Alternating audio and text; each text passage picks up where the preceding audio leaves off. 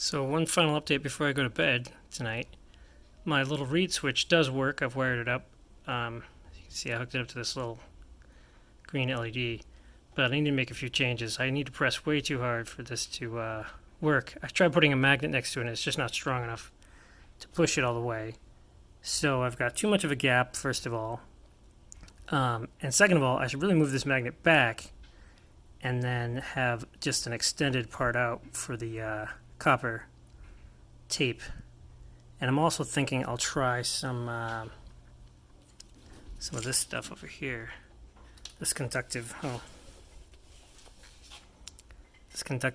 tape instead to see how that goes, because it's a lot easier to cut and apply.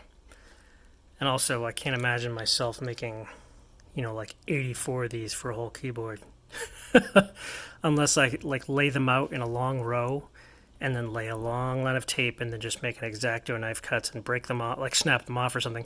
Because this was a huge pain in the butt.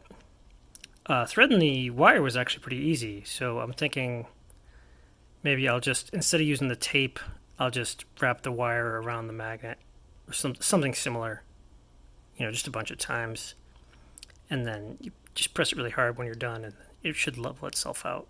But it does work. It just requires too much force. And there's, first prototype is always, well, not always, but usually needs improvement. But it does work. So I'll work on more on that tomorrow. We'll see how it goes.